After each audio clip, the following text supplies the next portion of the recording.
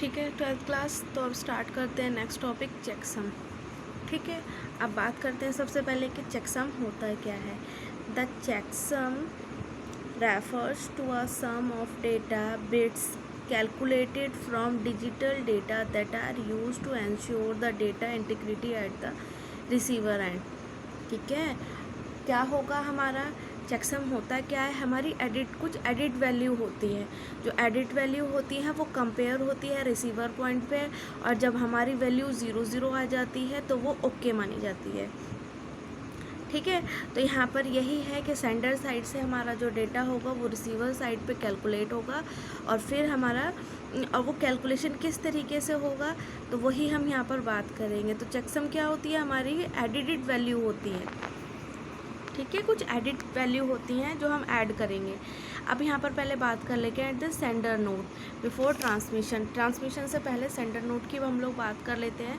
The data being transmitted is divided into equal size. ठीक है, सबसे पहले जब डाटा ट्रांसमिट होने वाला होता है तो वो पहले इक्वल साइज में डिवाइड किया जाता है, नंबर ऑफ सेगमेंट्स। ठीक है, जैसे 8 बिट के हम लोग डेटा में पार्ट्स में बांट लेते हैं हर सेगमेंट को, where each segment contain M number of bytes. ठीक है, द डिवाइडेड के segment are added using one complement.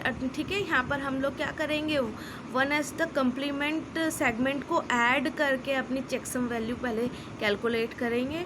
ठीक है, फिर वो रिसीवर पॉइंट पे जाके कैलकुलेट होगी। अगर हमारी वैल्यू 0 आ जाती है, ठीक है, तो वो हमारी एरर फ्री होती है। ठीक है, यहाँ पर चेकसम के अंदर हम लोग जैसे कोई थर्ड पार्टी आकर कोई एरर आ रही है या कुछ, तो वही हम यहाँ पर एरर डिटेक्शन टेक्निक यूज़ करते हैं।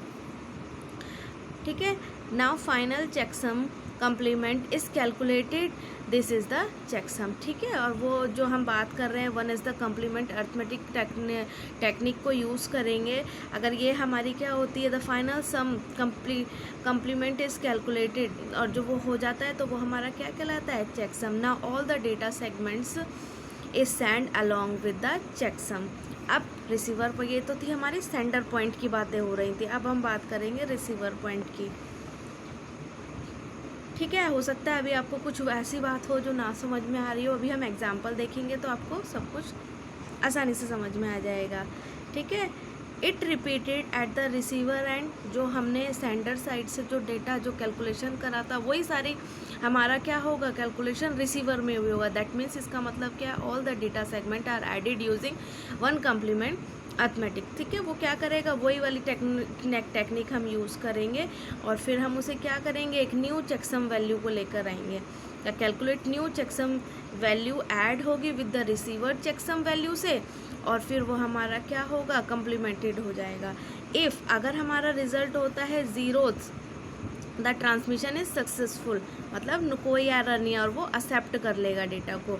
अगर हमारी वैल्यू 0 नहीं आती है तो हमारा वो क्या होगा, रिजेक्ट कर देगा, मतलब एरर है उसके अंदर।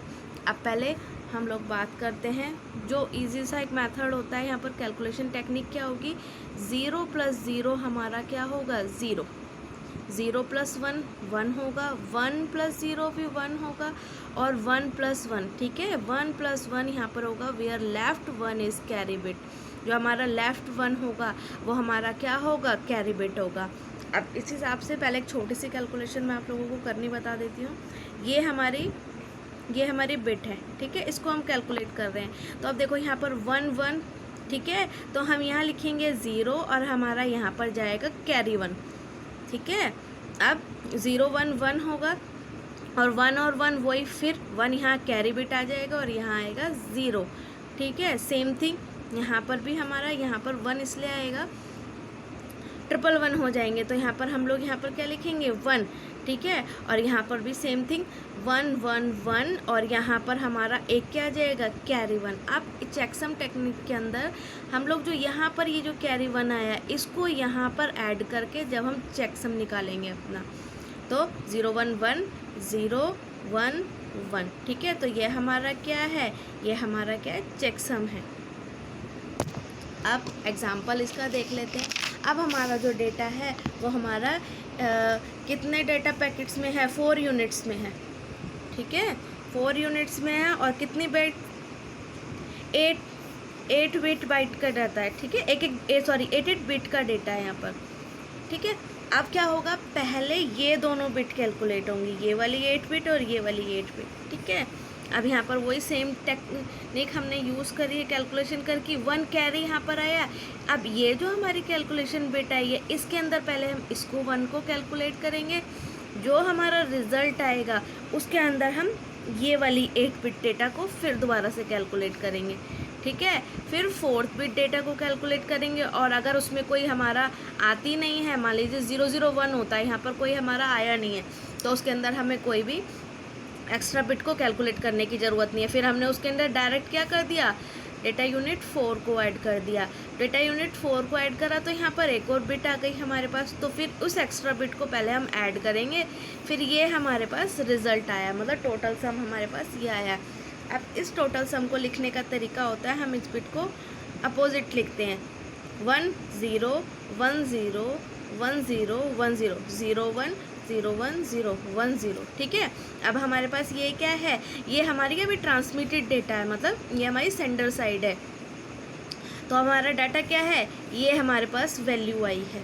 अब रिसीवर पॉइंट पे जाएंगे हम लोग, रिसीवर डेटा वही सेम डेटा ये पहुंचेगा हमारा, वो कैलकुलेट करेगा सारी वैल्यू, ये वैल्यू और ये वैल्यू जब उसके पास आएगी, ठीक है, तो वो कैलकुलेट करेगा, ठीक है। ये उसके पास न्यू वैल्यू आई है, न्यू सम वैल्यू आई है, और ये हमारी क्या थी, रिसीवर जो हमारी सेंडर साइड से जो कैलकुलेशन आई थी, इन दोनों को कैलकुलेट करेंगे, जो मेन हमारे पास वैल्यू आएगी उसे लिखा जाएगा। अब ये हमारी क्या हो जाएगी, 1 लिखा है तो 0 0 0 0 0 0, मतलब डेटा हमारा क्या है, एक्सेप्ट हो जाएगा, और हाँ ये क्या करेगा, नो एरर शो हो जाएगा, ठीक है। तो मतलब यहाँ पर जो ये हमारी चेकसम वैल्यू आई थी, इसके अंदर हम अपनी रिसीवर साइड से कैलकुलेशन करेंगे, और अगर हमारे जो वैल्यू आती है कैलकुलेट लास्ट रिसीवर साइड पे 0 0 0 आ जाती है, तो वो डेटा हमारा एरर फ्री माना जाता है, ठीक है। There are many other error checking techniques like CRC। CRC क्या होता है, साइकिल रिडंडेंसी चेकिंग होती है, मतलब हमारे पास जो भी एरर चेकिंग टेक्निक है ये भी उसी की तरह है, but we are not covering them here. लेकिन हम अभी इसको 12th क्लास में कवर नहीं करेंगे, अभी हमारे पास चेकसम टेक्नोलॉजी है, तो हम इसी को यूज़ करेंगे। होप सो आप सभी को समझ में आया होगा, और अगर किसी को कोई दिक्कत होती है तो आप मुझसे पूछ सकते हैं। Thank you.